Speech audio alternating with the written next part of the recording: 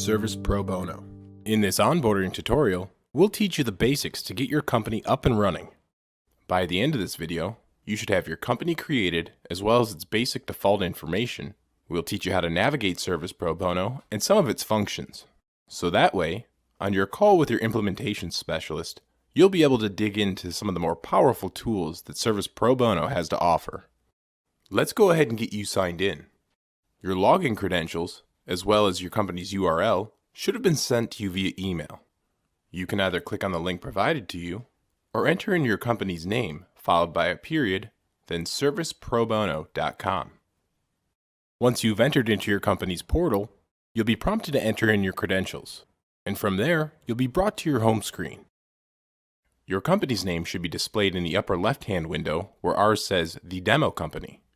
We're going to turn our focus to the Administration tab. This is where you'll set up your company's basic default information, which can be modified or changed at any time.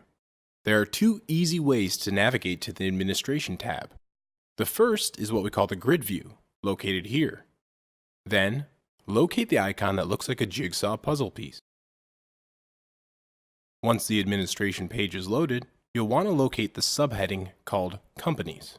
A second route to the administration page is by locating the administration icon on the lower icon bar, which is visible from every page on Service Pro Bono. Once you've been brought to the administration page, go ahead and click on the company subheading. This is your company's page. One of the great things about Service Pro Bono is you can use this platform for more than one company. So if you have several companies or divisions within your company, you can access all of that information in one place. So any companies you have will be listed on this page. If you would like to add a company, scroll over to this green Add button. You'll become familiar with this Add button as it's used throughout Service Pro Bono when you want to add something new to your site. We're going to go ahead and click on this Add button to create a mock company. Once you click on the Add button, it'll ask you for your company's basic entity name. For this example, we're using Diamond Aces HVAC. Next, if you're doing business as, you can enter in that name in the DBA section. This will be followed by your EIN or tax ID number. And then, as you scroll down, you'll see the section where you can add your logo. Either drag an image into the box, or click and browse to find the file of your logo. Once your logo has been uploaded, you'll be able to preview it in the window. In the next section, you're going to enter in your company's physical location details.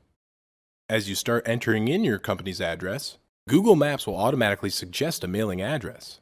In the event more than one suggestion has been provided, be sure that you have the correct mailing address of your business. Next is the contact section. This is where you enter in the information for all of your outbounding customer-facing documents. For instance, things like work orders and quotes will retrieve your business's information from this section.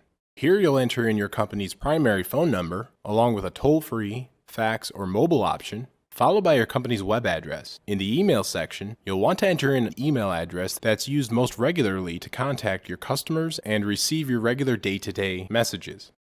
Note, this email address may be different than the one you set up on system settings, as that email is often an admin non-reply email.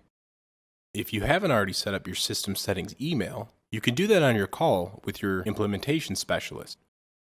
Our next section is the customer details. In many companies, the following details will vary from customer to customer. What you'll be entering in here is just the default information, and again can be modified on a case-to-case basis. If there are any fields here that stay consistent, say sales tax, you'll want to enter in that information here to save you time. We'll go through each field so you understand the terms that we're using. In the sales tax section, you can enter in your state, county, or city taxes, or you can create a customized tax rate by clicking the Add button. For this example, we'll leave it as non-taxable. The next field is Sales Rep.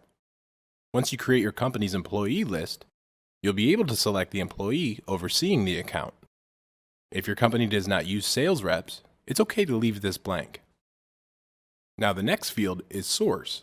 This is where you're getting all your leads from, whether that's from direct mail, Google, Facebook, or any other avenues which you can add by clicking the Add button. The next section is your payment terms. This may vary from customer to customer and company to company. If your company has any basic terms or policies, you'll want to enter those in here, But again, you'll be able to modify those on a case-to-case basis. To make things easier, we've suggested a few of the more common payment terms, like cash on delivery, due upon receipt, and your nets 15 through 60. For this example, we're going to use due upon receipt. Now the next section is payment method. This is the way that your company receives and processes payment. We've already included the most basic methods of payment, such as cash, check, and all of the most frequently used debit and credit cards. If you have a different method of payment that you accept, you can click the Add button. The final default that we will set is your delivery method. This is the way that your company sends and delivers important documents such as quotes, work orders, and invoices. You'll see we set you up with the 4 most standard ways of delivery method in email, text, and printed form, which can then be sent out standard mail or delivered in person, and then non-applicable. Now when you scroll down to the next section, you'll see 3 areas: in quote configuration, work order configuration, and invoice configuration. What you'll be doing is creating a PDF template for each of these documents, which you can then print or send in an email as an attachment. These 3 fields are virtually the same in terms of setup, so we're going to focus just on the quote configuration. In the first field, you'll enter in your next quote number. That is, if your company already has a way of tracking invoices, you can enter the sequence in here to stay consistent with your records. Or if you're starting off fresh, you could simply use the one we auto-generated for you. The next section is your email text template. Here's where you'll find all of your auto-generated email and text templates. To create a new text template, click the Add button. In the first field, you'll enter in a brief description of your message. This will be followed by a subject, which is what appears in the subject line of an email. Finally, you'll enter in your message, which is the body of your email or text. Then, be sure to click Save and see that it appears in the lists of templates available. The next sections deal with the colors of your PDF. The descriptions we use are universal color descriptions used by web and graphic designers. Since we don't expect everyone to know the universal colors, we've created this color chart. Click on it and you'll be able to browse the various colors. You'll want to find the 2 colors that are most on brand with your company. Then return to this screen and enter in those descriptions here. The next section, Terms and Conditions, is where you can enter in any specific terms or policies for this document. And finally, Global Signature is the way you sign your documents. And now that you know how to set up your quote configuration, you'll do the exact same thing for work orders and invoices. Then, once you've successfully completed all 3 configurations, click Save, and your company has been created on Service Pro Bono. If there was anything in this tutorial that you didn't understand or fully complete, be sure to bring it up with your implementation specialist. Thanks again for choosing Service Pro Bono.